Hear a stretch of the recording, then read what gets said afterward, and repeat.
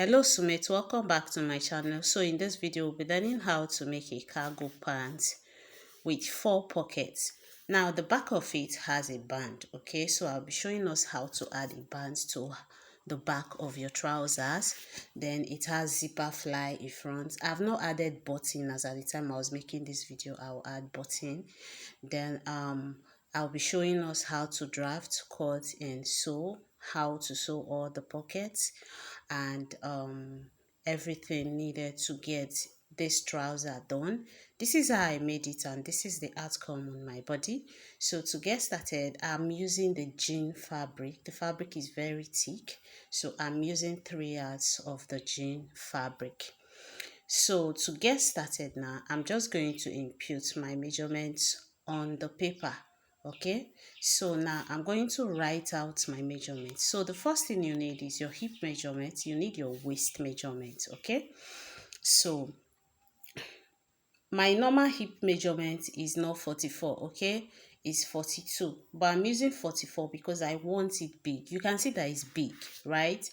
Then my waist measurement is 34, okay.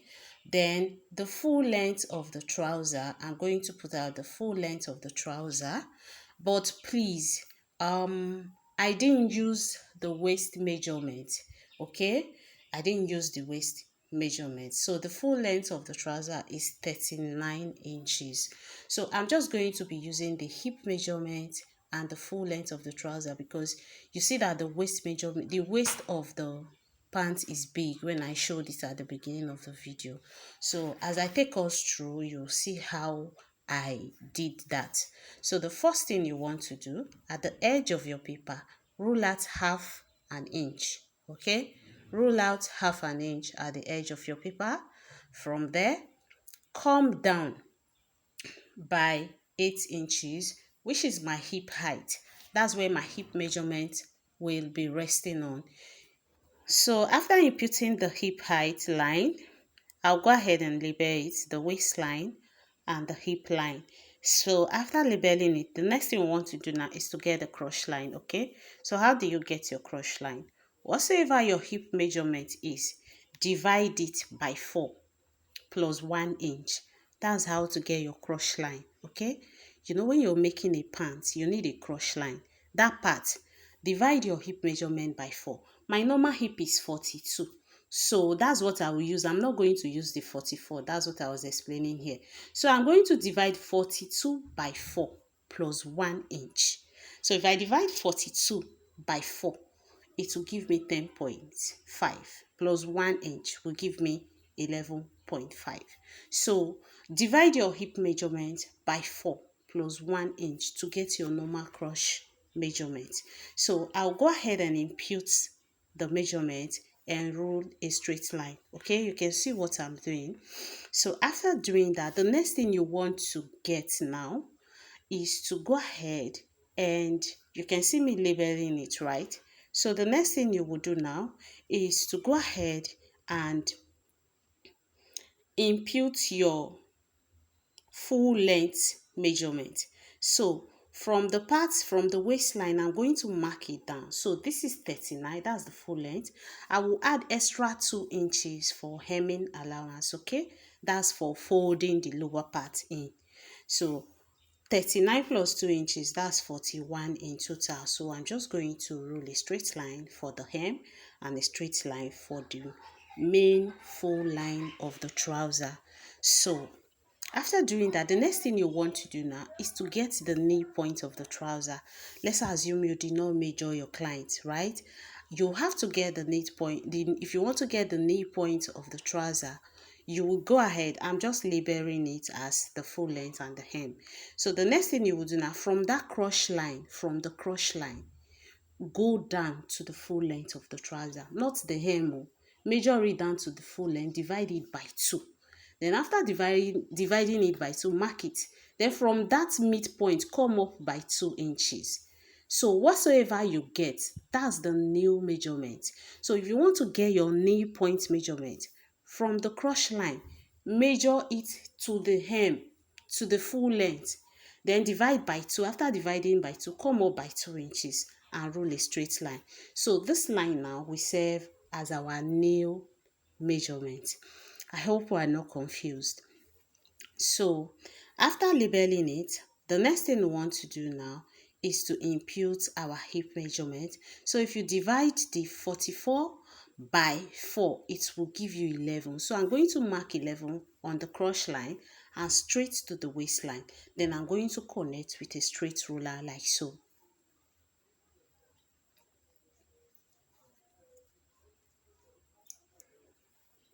You can see what I'm doing. So after doing this now, the next thing we have to do now is to extend the crush. Okay, you can see me extended the line forward. So what you do, whatever measurement you get on that crush line now, you know it is 11. So divide the 11 by 4. Okay, so when you divide the 11 by 4, whatsoever it gives to you is your crush extension. Mark it there. So after marking it, from the point you mark as the crochet extension, you're going to connect with your curve ruler, okay? So this part we are working on now is our center front, which is the crush part, right? The side where the zipper fly will be laying on. Do you understand? So now I'm just going to mark it that way. Now, after getting the crochet extension, the next thing you want to do is to get the midpoint of the trouser, like the center of the trouser. So you're going to measure from the edge of the paper straight to where the crochet extension is, right? So you mark the middle, measure it, use it to mark it straight down to get the midpoint.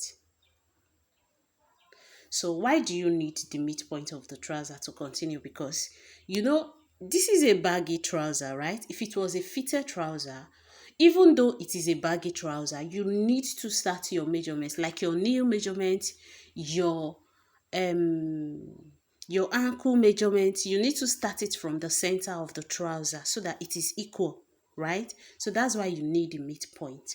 So now after getting the midpoint now, the next thing we are going to do now is to impute the knee measurement. So you can see me extending the line. What I wanted to do, I wanted to take the same measurement straight down all through. Like I didn't want to remove anything. Like the measurement I have on the crush now, you know that's 11. If you divide it by 2, it's going to give you 5.5, 5.5. That's what I wanted to take all the way down, but I felt like it's going to be too big. Like let me just give it a little curve so that it comes out a little bit curvy from the crush part. So I minused 1 inch from it. So I marked 5 inches, 5 inches on both sides, 5 inches on both sides. Then I connected with a straight ruler on that part. Do you see it? So if you really want it to be very baggy, the same thing, just use the same measurement you use on the crush line straight down. So I'm just going to mark what I have on the nail.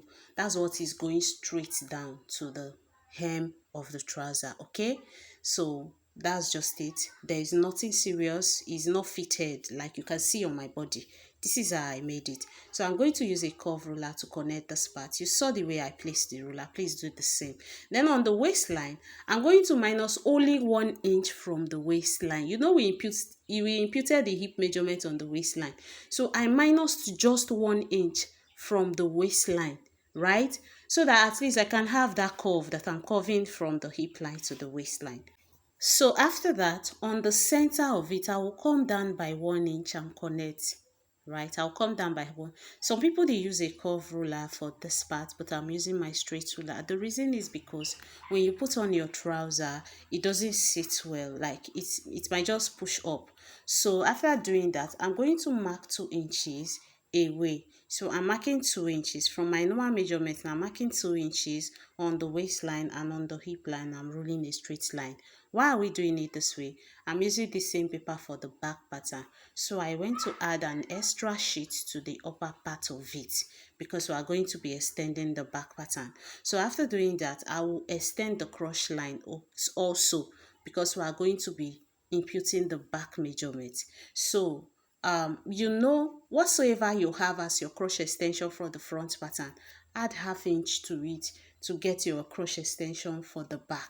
So let's say your crochet extension for the front is 2 inches. Add half inch, it will now be 2.5. You can see what I'm doing. connect it to the new cross extension. Then from there, come down by half an inch. You can see that I zoomed this place a little bit for us to see. So you come down by half an inch here. Then you're going to carry your curve ruler. Then you're connecting. So this new cross line we are connecting is the back cross line. Please take note, okay? It is the back cross line. So you make sure you are placing your ruler where to curve it properly. So after curving it like this, we have created the back cross line. Can you see what we have? So we are now going to extend it upwards by 2 inches. So just rule a straight line 2 inches upwards, right? So after that, connect that 2 inches, create a slant to the side of the waist. So why are we extending the upper part? The center back of the trouser is what we are raising up by 2 inches so that it covers your boobs. Even when you sit, it doesn't drag down. That's how every pant is made. So the 2 inches now, I'm going to extend the 2 inches straight. I will mark the 2 inches on the knee and I will mark the 2 inches on the full length of the trouser. So we've succeeded in adding 2 inches from the waistline to the hip line to the knee line and to the full length of the trouser. So these 2 inches we are adding now, it is now serving, that's what is serving as the back pattern for us, okay? So that's how your trouser is made. If you're confused at this point, please ask question. I will be very glad to respond, okay? And please don't ask questions that I've already answered in the video, because most of you do that a lot and it's kind of frustrating a little bit. So this is me labeling it as the back pattern like I said earlier. So I'm just going to cut the paper out, okay? Then after cutting it out, we'll use it to go and cut on the fabric. So this is what we have, okay? Now the pattern, you can see how simple it is to draft. It is ready. So like I said, I'm just going to cut it out. Then whatsoever we are now going to use it to cut. But first of all, we are cutting the back pattern first, because you know it's one paper now. So we have to cut the back pattern, trim out the excesses of the back before cutting the front pattern, okay?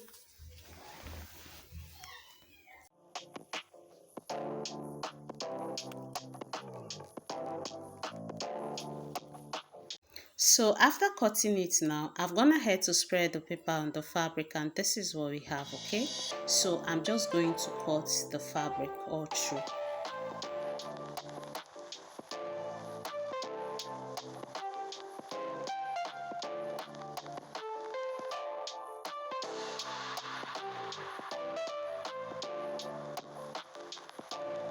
So at this point, we are done cutting the back pattern, okay? I will keep that aside. Then I will go ahead and trim out the excess paper out, like the extra 2 inches we added to create the back pattern. I will trim it all out. Then I will go ahead and spread the paper on the fabric, unfold again, so we can get the front pattern, okay?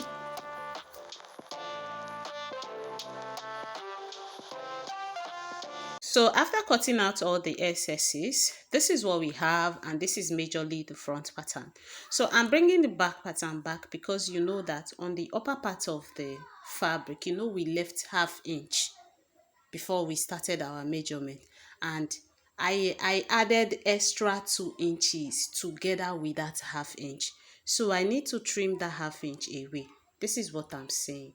You know that ½ inch we added, so it is added to the other side, so I need to trim it away, okay? Because if I add it now, it's just going to make the back longer, right? Do you understand me? So I went ahead to trim the ½ inch away from it because the ½ inch is on the paper. So I've gone ahead to spread the front pattern on the fabric, and I'm just going ahead to cut.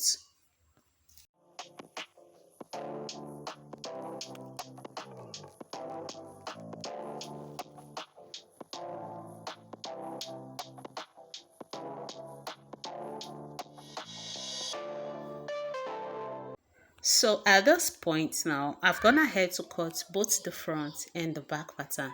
So now takes us to the pockets, okay?